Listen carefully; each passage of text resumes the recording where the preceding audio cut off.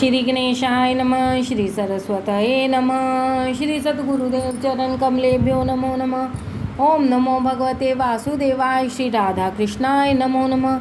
श्री रामचंद्र डोंगरे जी महाराज द्वारा रचित श्रीमद्भागवत रहस्य। प्रचेताओं को भगवान का वरदान एवं नारद जी का उपदेश। भगवान ने प्रचेताओं को विवाह करने की आज्ञा दी। वे अपने घर गए। सभी का विवाह हो गया और सभी के एक एक पुत्र भी हुए। सभी प्रचेता फिर नारायण सरोवर के किनारे आए।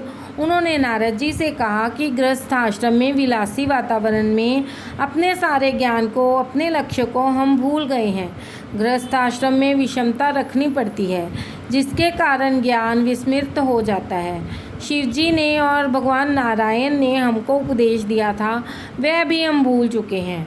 आप हमें फिर से उपदेश दीजिए। सारे जगत को कोई खुश नहीं कर सका।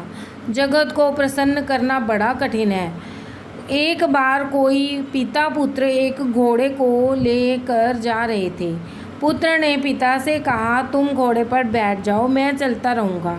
पिता घोड़े पर सवार हो गया। रास्ते में कुछ लोगों ने कहा, यह पिता कितना निर्दयी है, स्वयं घोड़े पर सवार है और छोटे से पुत्र को धूप में चला रहा है। यह सुनकर पिता चलने लगा और उसने पुत्र को घोड़े पर बिठा दिया। आगे रास्ते में फिर कुछ लोग मिले, जिन्होंने कहा कि यह पुत्र कितना निर्लज्ज है, जो जवान होकर भी घोड़े पर सवार है और बूढ़े बाप को पैदल चला रहा है। इनकी बात सुनकर पिता पुत्र दोनों घोड़े पर सवार हो गए। रास्ते में फिर कुछ आदमियों ने कहा, कितने निर्दयी हैं ये लोग, दोनों भैंसे जैसे हैं और छोटे से घोड़े पर सवार हैं। इनके भार से बेचारा घोड़ा दब जाएगा। इनकी बात सुनी तो पिता पुत्र दोनों ही पैदल चलने लगे। रास्ते में आगे फिर कुछ लोगों ने सुनाया, कितने मूर्ख हैं ये लोग, साथ में घोड़ा है फिर भी पैदल चल रहे हैं। एक बैठा तो भी धोखा, दो बैठे तो भी निंदा, दोनों पैदल चले तो भी जली कटी सुननी पड़ी। जगत में ऐसा व्यवहार रखें कि कैसा बर्तन रखें, यह समझ में नहीं आता। किंतु परमात्मा को प्रसन्न करना इतना कठिन नहीं है। जो परमात्मा को प्रसन्न कर सकता है, वह जगत को भी प्रसन्न कर सकता है, क्योंकि भगवान ही जगत के उपादान कारण हैं। रामचंद्र जी कुटिल के साथ ही सरल व्यवहार करते हैं, किंतु कृष्ण सरल के साथ सरल और कुटिल के साथ कुटिल व्यवहार रखते हैं।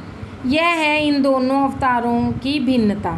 जगत को तो रामचंद्र जी भी प्रसन्न नहीं कर सके थे। वे सामान्य मनुष्य तो कर ही क्या सकता है।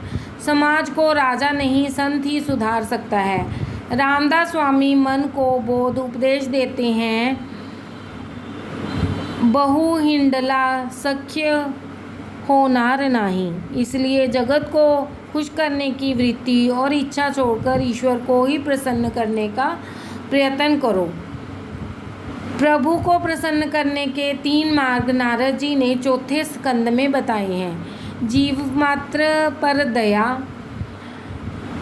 जो कुछ भी मिले उससे संतुष्टि, सभी इंद्रियों को संयम, इन 3 उपायों से परमात्मा शीघ्र ही प्रसन्न होते हैं। इन बातों को कार्यान्वित करने वाले पर भगवान कृपा करते हैं। सभी इंद्रियों को संयमित करो और विषयों में उनको रमने न दो।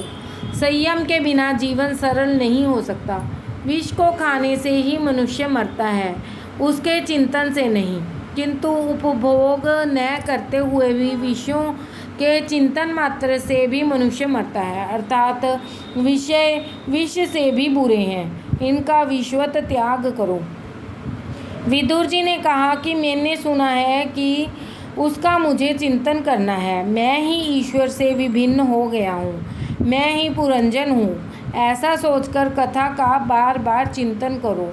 मैत्रेय जी ने विदुर जी को यह कथा सुनाई। विदुर जी को मुक्ति मिली। प्रचेताओं की कथा वक्ता और श्रोताओं को के पापों को जलाती है। हरे राम राम राम हरे हरे, हरे कृष्ण कृष्ण कृष्ण हरे हरे।